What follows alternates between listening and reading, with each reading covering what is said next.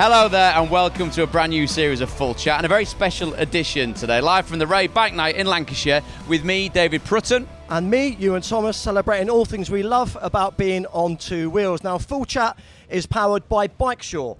As the UK's largest independent motorcycle insurance broker, they will tailor a quote to your exact needs, saving you money on your annual bike, scooter and moped insurance. And if you can hear motorbikes coming past, wherever you're listening to this podcast, that's because they're coming past, aren't they, Ewan? Don't forget to press subscribe on YouTube so you never miss an episode, or press the follow button on Apple or Spotify, or wherever you get your podcast from. Now, I'm going to be careful introducing our guest. I don't want him to get run over, but he is simply someone so special. I'm going to go off my script and just say it from the heart. This is someone who, in my previous life as an athlete, I admired so much. I really wanted to be like him. I was never going to be like him on two wheels, but I thought if I could have that mindset, that mentality, that grit, that determination, that pride, and I could see how much it meant to him to be British as well, and that meant so much to him. He's an absolute sporting legend, not just a British icon, in the world of sport. A 4 times world champion, and in any sport, that's very hard to achieve. So come on, let's make a huge welcome, loads of noise, for the one, the only, Carl Fogarty.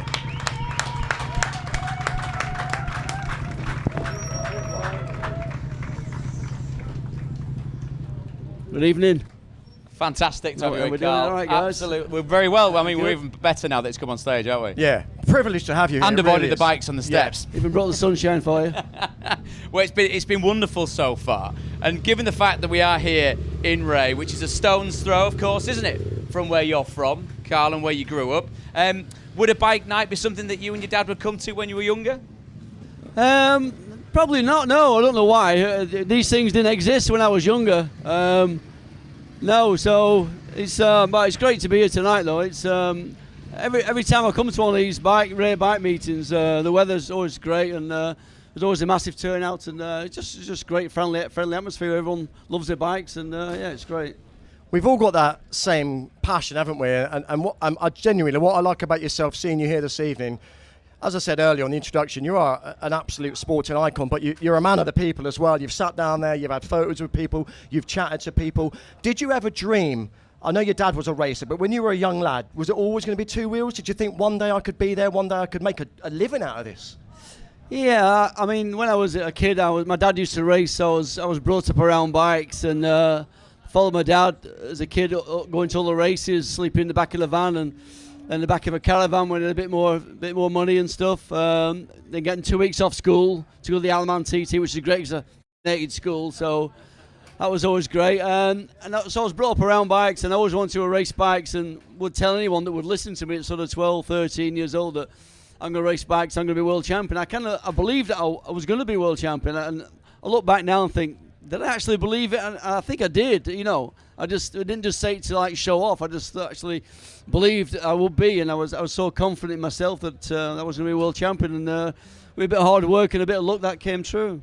Would you class your dad as a hero then, and who else would be on the wall of your bedroom as you were growing up, wanting to chase down what you were saying there to become world champion? I had Debbie Harry on my bedroom wall and Sam Fox for a while, but a bit weird. But Kenny Roberts was my hero as a racer. I wanted to be sort of Kenny Roberts. He was the guy. I remember being on the pit wall at British Grand Prix in 1979 when they had that epic race with Barry Sheene. I was cheering on Roberts, and everybody else was cheering on Sheene, which is a bit weird. But yeah, he was always Kenny Roberts for me. I had my first set of leathers in '83 when my first season of racing was like copied off Roberts' leathers from '82, and yeah, he was definitely my hero for sure.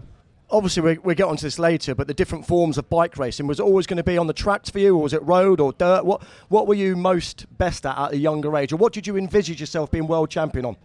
On road circuits, on like Brands Hatch, Silverstone, that kind of thing. I did a couple of years of schoolboy motocross, and thanks for that. I wasn't. I was never like that aggressive for that. I was never good enough, I don't think, at motocross. And I kind of knew that I wasn't going to be good enough to race motocross. I kind of did it as a stepping stone before I was old enough to go road racing, you know.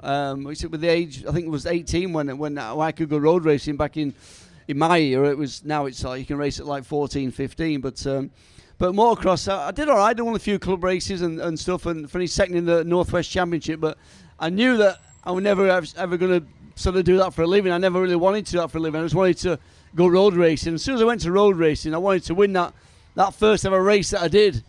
And well, I didn't actually win it, but I finished second, and I got disqualified for using electric start at the start line. So that's another story I won't go into. So, I mean, you talk about it starting there and what you wanted it to be. So, 1994 comes round when you climb the mountain for the first time. What's the gap like between wanting to do it and then actually getting there and achieving it? And what does it feel like being that man, the main man in the world? To win the World Championship. Yeah. And it was just the best feeling in the world, really. It was just a feeling of relief, to be honest, because I should have won it the year before. I came close the year before, and everyone expected me to win it, really. I kind of said I was going to win it, and I put pressure on myself. I don't know why I did that back then, but I did. I always spoke and opened my mouth a lot and said I'm the best, I'm going to win. And that was you putting pressure on yourself, nobody else? It was me, and I'm thinking, I look back now thinking, why don't you just shut your mouth and just get on with and ride the bike, instead of saying all these things that I said. But I think when I won it, when I crossed the line in Australia, the last race of the year, at the other side of the world, it was just the emotion and relief. I was just gone. I was in bits, to be honest. I was crying my eyes out, and the absolute relief that I'd finally done it, what I'd set out to do, and it was special. It really was. And I couldn't wait to sort of.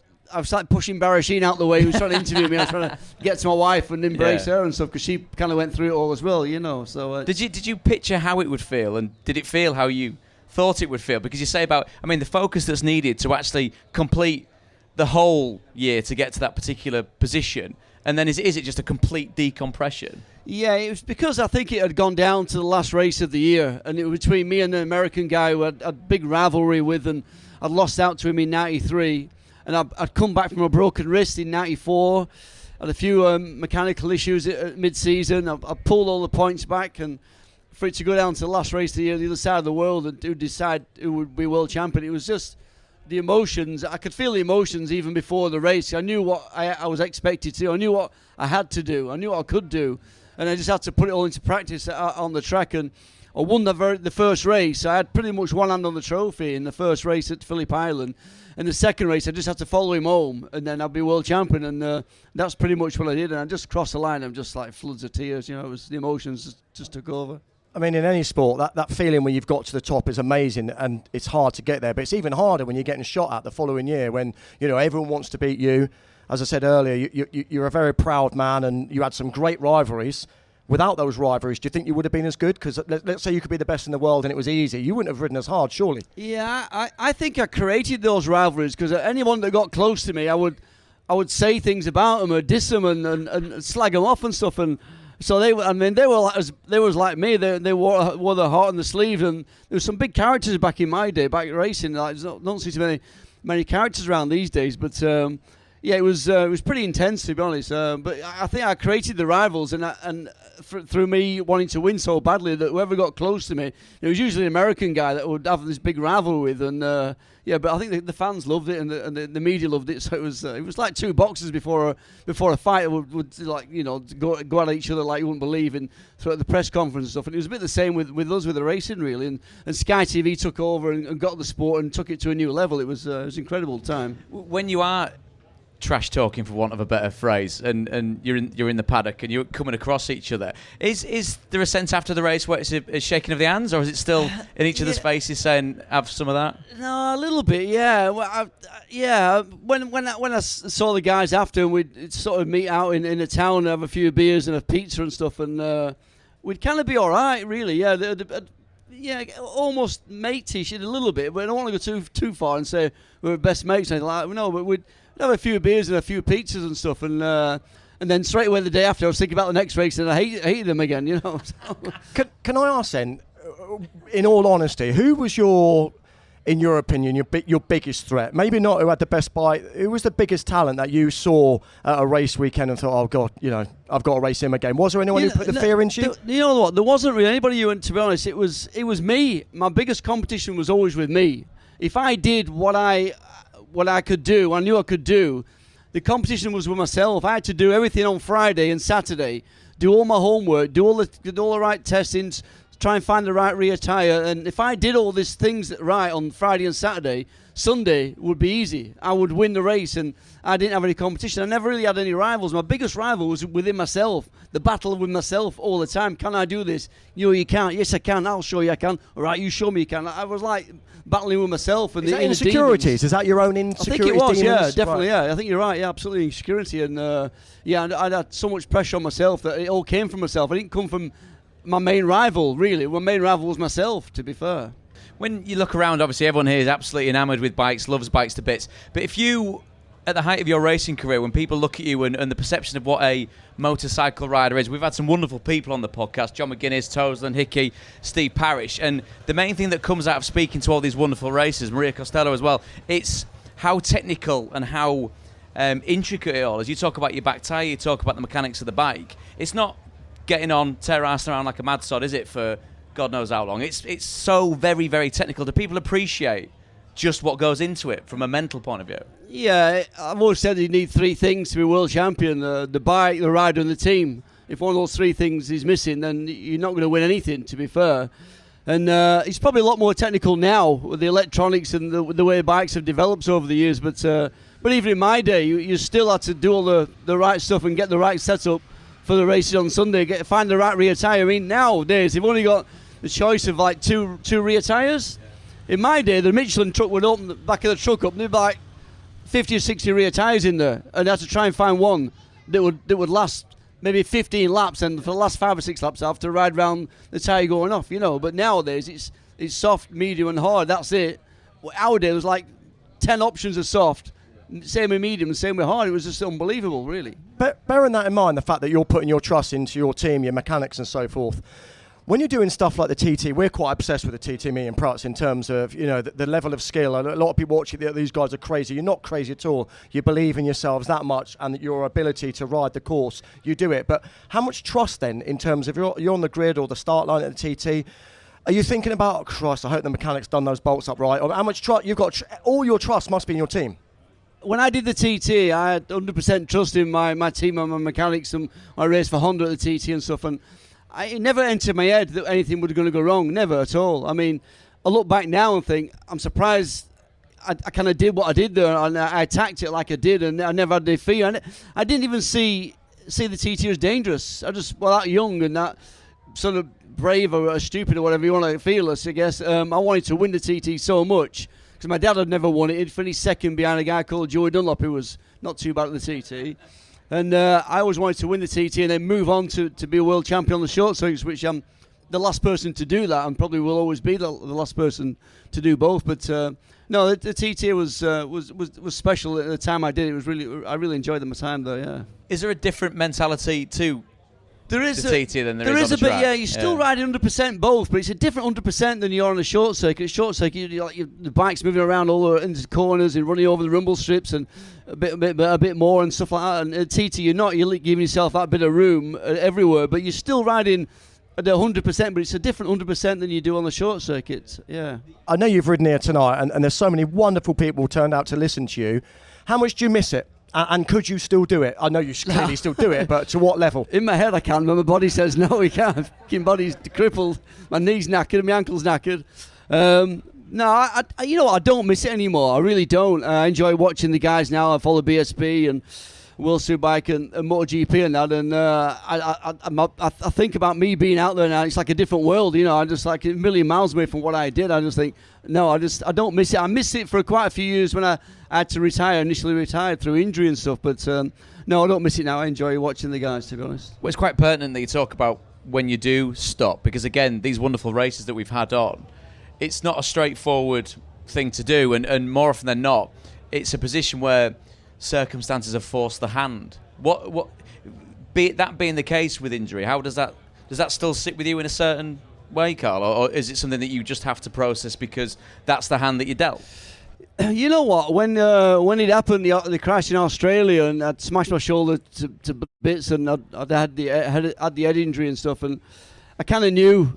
I think I knew it was all over. I saw the specialist when I came back, Professor Andrew Carr in Oxford. He said, "Look, your shoulders, you're never going to be it's ever going to be 100%. Maybe 75, 80% at the most, you know. And but even the position now, when I try to go down, like it won't come down, and you know, I couldn't. So the decision was made for me. And when I announced my retirement, it was like I was the only one that was kind of like enjoying it. I was like relieved. It was in a way that the pressure of being number one, that pressure that you put on again yourself as well, from the media and the fans and myself, to be the world champion again. Expectation was just gone. And I remember, I didn't think anybody really knew. I was in my own little bubble. I had no idea I was like even famous to be on sort of bike racing. I remember watching TV on Sky News, on Sky, coming across the info bar, World Superbike champion Carl Fogarty retired, and the fax machine was going, and the radio station was blasting out and stuff. All these people saying I've retired, and I'm like kind of relieved, sort of thing, that I hadn't got to be number one anymore. I could just enjoy life, go out for a curry with the lads and a few beers, and just try and go fishing and stuff, and just not be that guy that has to go out and win the races again, you know. So no regrets. You were satisfied, and so you should be, with 4 world titles. It's not like a lot of people after retire never even reach the top. I'm assuming that injury, obviously it was a massive blow, but as you said, you were ready for it. I think I was, yeah. But once a year or two had gone past, then I thought, I'm missing it now. I'm really missing it. I'm not kind of the guy that's out there winning racing. I'm having to watch other guys winning who I didn't think were good enough to win. And that hurt a little bit. For a couple of years, I had a bit of an issue with it, to be honest. Yeah, I didn't enjoy watching the racing and following the racing for quite a few years after I retired, to be honest. Would that be a sense of not necessarily falling out of love with it, but that kind of in your head of what if, what else could have happened off the back of, as Ewan says, a truly stellar racing career? Given how hungry you were, given how much you pushed yourself, well, did that then leave a gap in your life then of where does that adrenaline go? It didn't really. I could just switch off from it really and not have to worry about sort of being a guy that needs his speed in his life and win races and stuff, you know. But obviously the team thing came just after that with the Petronas thing, so I was my mind was focused on that really. So. It wasn't too bad, sort of retiring, really. I coped with it reasonably well, to be fair. Any thoughts on big noisy bikes with big loud pipes? I hate these bikes. Harleys. Blooming Harleys. They're not real motorcycles, only Harleys. Guess what motorbike Ewan Thomas has got? I think he's got a Harley. Davidson, yes. I've heard he's got a Harley. Yeah, it was. Yeah. It matches his shoes, though. It does. Don't talk about the shoes. No, they're not my missus'. Are they on camera? They are must be actually. on camera. They are mine. I've got a bikini that matches as well. Quick bit of mid-show housekeeping. If you haven't already, please press subscribe on YouTube so you never miss an episode, or press the follow button on Apple or Spotify, or wherever you get your podcast from. Carl, it's interesting you're saying about, you retired and then after a couple of years you missed it, and it's very hard for anybody who finishes a career where they've done so well to replace that buzz. So does that mean when you did the Jungle and you won it, how lovely was that? Because obviously it's a motorbike race. It doesn't matter if the public like you or not. You're fast enough, you're the best. The public is everything to that programme. Everybody voted you because they liked you, because you're a down-to-earth, lovely guy. How nice was that to come off the Jungle and think, yeah, well, people actually really like me? Yeah, it was amazing. It really was. I went on, I've got asked to do the show like 15 years before I actually did it, after I retired from racing, and I didn't do it. I watched the show in the early years. I thought, I wonder how I'd get on in there, really, because I love being outdoors, love that camping style, outdoors feeling, but I don't like people. I don't like being hungry, and I don't like being bored, so I don't know how I'd get on, really. I mean, don't like people, I mean celebrity kind of people. You like this lot, don't you? No, these lot are yes, all right, good. And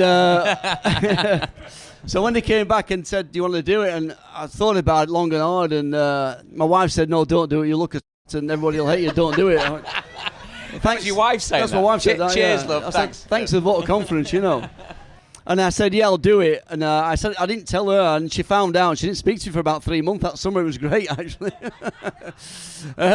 But yeah, to do that, the biggest TV show in the UK, and yeah, just to go the whole way. I thought I'd be the first one out. I thought, I'll be the first one out because then no one's going to really know me, and no one's going to really care about me, to be honest. I was prepared to be the first one out. I thought I can cope with it. I'm not bothered. Whatever, it's fine. But to go a whole way and to win the biggest TV show in the UK through public opinion, public vote, was just absolutely unbelievable. It was just like winning at Brands Hatch again for me. It felt that good to be a winner. Like after not been winning the race for like 15 years, because I've been retired 15 years at that point.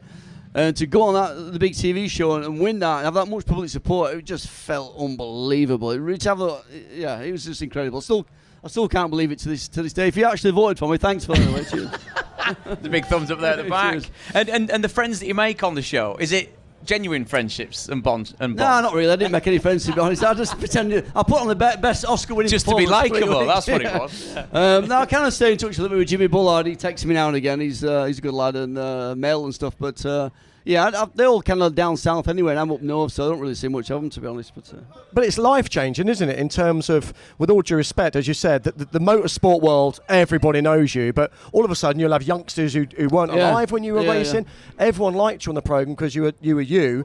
How much of a change was that in your life? Walking down the street anywhere and everyone knowing you. It didn't change me that much at all, because I'd gone through the change when I became world champion at Superbikes and became a household name then, and it kind of went to my head a little bit. Now I kind of regret how I was, and I went a bit big-headed and a bit not me. But this time when I won the TV show, it didn't change me at all. I appreciated all the support, appreciated everything, and was very humble with it all. Really, it didn't go to my head at all. He says, but no, I just really appreciate it. I'm very humble about it all, and I just loved it. Really, I'm just wanting to go around thanking everybody and signing autographs and having selfies with everybody, Well, that's the key thing that you were saying, Ewan, about Carl being able to sit in, and we've been here a long time, most of the afternoon, this wonderful bike meet here, and you've been chatting to everyone. Everyone's got a way of coming up to you because you've got that likeability factor and a real engagement. You want to talk to people about motorbikes. Likeability, but he also looks like he could kill you. Yes, good. Yeah, so don't ask him the wrong questions, otherwise you have to jump in. But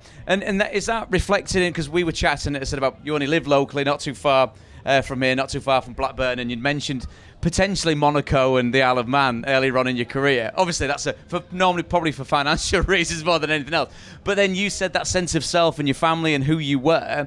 You can't separate yourself from where you're from, can you? No, I can't. I'm from Blackburn, and I'm still in Blackburn. They won't let me leave, to be honest. So I'm stuck there for the rest of my life, whether I like it or not.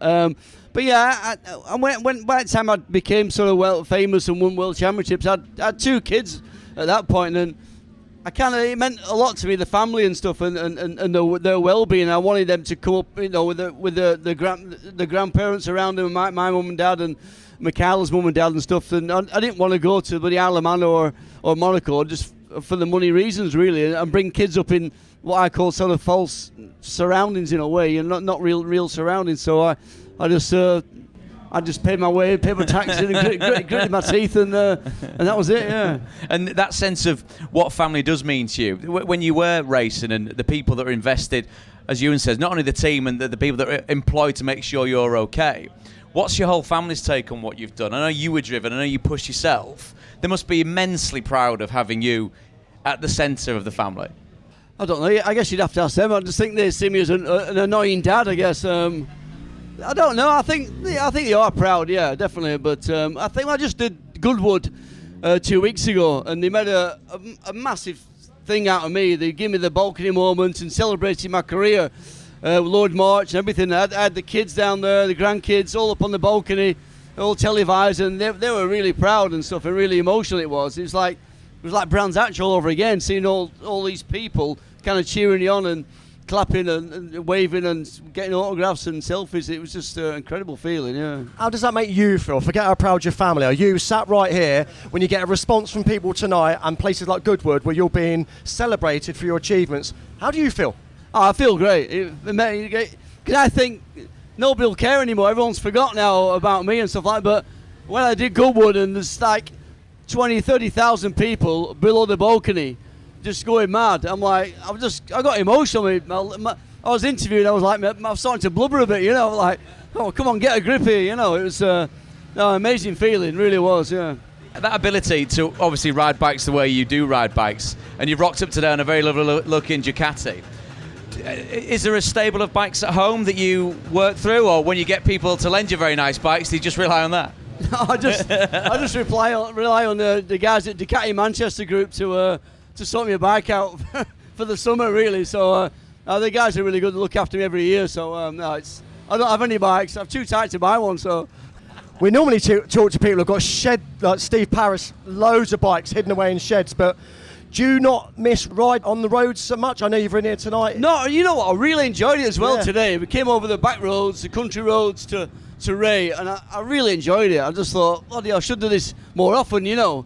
When the weather's great and in the summer and on the right kind of bike on the country roads that I was on the hypermotard Ducati, it was just a pleasure to come over. And thought I should do this more often. Really, yeah. I kind of do miss it a little bit. I do a lot of off-road riding. We were out on Tuesday up in the lakes on the off-road bikes, on the enduro bikes. I enjoy that. And we go to Spain a couple of times a year, do some riding over there. But yeah, I do miss riding on the roads when I don't get out that often. And I suppose it's key when you mention where we are now, but it being the Wray Bike Night here. It's the Bridge House Farm Tea Rooms, which is a wonderful venue. John and everyone that's involved has really, really looked after us here tonight. The kind of crowd that biking brings together, Foggy, it's proper people, isn't it? The kind of people that you say you don't like people, but these are the type of people you want to spend time with. These people are good, nice, down to earth, dead genuine, relaxed, laid back. Love bike people are the best people in the world, to be honest, and you won't see a more friendlier bunch than what you're seeing here tonight. Although some of them look a bit suspicious, I don't know. Well, I've got to say, this is a part of the show where we kind of slowly wind it up, and we normally ask our guests their fantasy ride. What bike would you be on? Where would you go? With whom? And what would you be listening to? But I could not do that tonight. This is an opportunity where we can have War of the Roses. It's going to probably be the first and the last time we'll ever do this. So, Carl, you're going to be representing the Red Rose and the House of Lancaster. Prutz, you're going to be representing the White Rose and the House of York. Anyone from Yorkshire here tonight? So there's two of us. Three, four, brilliant. Only a few. We're never going to get out of here alive. Fantastic. Now, we're going to find out who knows the most about their county. You've got the bragging rights, and also I've got a lovely box here of no expense spared. Roses, yeah. No expense spent whatsoever. Right, Prutz has not seen these questions. Promise. So let's play. Definitely not. The War of the Roses. Here we go. Carl, you're up first. I think we won the War of the Roses, Yeah. Lancashire. You're going to win. You're going to win tonight as well. Right. What colour would you associate with London buses and British post boxes, Carl? Red. Correct. Right, Prutz. What colour would you associate with with old dog poo and a surrender flag? And a surrender flag. It's a white rose, isn't it? Look, there you go. White is correct. Right. I hope you all got those so far. Carl, who is the current Prime Minister? Keir Starmer. His name was it Keir Starmer? Correct, Keir Starmer. I'm going to say something else then. Right. Yeah. Prutz. Starmer.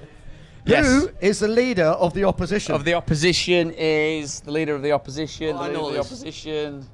She got a bloke's name. She got a bloke's name. Yes, correct. 5, This is awful. 4, Dave. 3. Don't look for help. How bad's that? Kenny Badenoch. I didn't know it. I've got it written Kenny down. Badenoch. I said it. You got I help said it. there? I never heard that. Just said it. Foggy's Okay, mic's okay. not on. Thank you very much. Carl, in which county would you find Blackpool Tower and the Garstang Arts Centre? Lancashire. There we go. Right, Prutz. In which county would you find Leeds Castle? Oh, hang on. This is a bit of a. It's There's no bias in these questions. no. I'm already warmed up. Which county? It's stupidly somewhere down I actually knew south. this one. You did? Yeah, I did, yeah. Kent. Correct. Right, Carl. What is the chemical symbol for carbon dioxide? CO. CD. CO and the number you don't like. CO2. Correct. Right, Prutz. Yeah. Easy for you. Go What is on. the chemical symbol for potassium bromide? PB. You're not far, or you're one letter right. It's KBR. I didn't know that. Did anybody know that? You're losing anyway. Exactly. No. Right, here we go. Carl, you're going to win anyway. But what foodstuff has the most nutrients? Lancashire hot pot or Yorkshire pudding? Lancashire hot pot. Every day. There you go. Right, and the last question for you, Prutz. You Just lost to make anyway. me feel included. Thanks. Who wrote this question? Which of these is not a fruit? Banana, kangaroo, or mango? Kangaroo. Correct. Right, I'm going to ask you the tiebreaker, both of you, because I just want to know who knows this anyway. If there was a tiebreaker, but Carl, you've won. According to the AA route planner, how many miles is it from Lancaster Castle to York Minster via the A59? Nearest miles. Lancaster Castle to York Minster. York Minster. So, do I the just need to go A59. up or down from what Foggy says, don't I? Let Foggy go first. Go on then. He's won, by the way, but go on. 85 mile. So I'll go 84 miles. You apps? How have you done that? it's 83.7. 83.7. That's teamwork. But I can tell you, teamwork, but there is only one winner of the War Roses. It had to be Carl Fogarty. Oh, There you cheers, go. mate. Cheers. Chuck him to the crowd if you want, whatever you want to do. But there you have our winner from the War of the Roses. Come on, we can never give him a proper send-off, but for now, Carl Fogarty. Well done. Foggy, wonderful stuff. I mean, that was a terrible performance from me. But You did better than it's I thought. about the taking part, isn't it? Which is absolutely the opposite of what your biking career was about. It's just about winning, wasn't it? Kenny Badenoch. That's all I've got to say. I mean, nobody voted for him anyway, so it doesn't matter, does it? Anyway, that's not a political podcast because we get into trouble very, very quickly. Apart from winning the War of the Roses, pinnacle of your career? Oh, God. Winning the first World Superbike title in Australia in '94, I think that just shades That it was from the others. high point for and you. winning the TT as well, I think that was pretty special. I mean, this has just been a pleasure, hasn't it? More than a pleasure. The excitement of being able to Cheers, speak guys. to Foggy has just been absolutely amazing. wonderful. I've come all the way from Southampton for it. That's You how much have. of a pleasure. Southerner, any Cheers, Southerners guys. in the house? Easy Appreciate now. No, brilliant. That's even better. Sadly, that's about it for this week's Full Chat Powered Bike Show. As the UK's largest independent motorcycle insurance broker, Bike Show will tailor a quote to your exact needs and help save you money on your annual bike, scooter or moped insurance. Genuinely a massive thank you to our special guest tonight. Thank you for everyone for turning out here. It's been a brilliant evening. But come on, the one and only Carl Fogarty. Cheers, guys. Thank you. Cheers. Cheers, guys. And of course, thank you to everyone here at the Wray Bike Night. It's been absolutely wonderful. We've been looked after very, very well indeed. Don't forget to press the subscribe button on YouTube so you never miss an episode, or press the follow button on Apple or Spotify or wherever you get your podcast from. And I'm going to go to the bar, get a Guinness Zero and another one of those hog roasts because it was absolutely lovely. Thank you very much for everyone listening as well. Until next time, goodbye.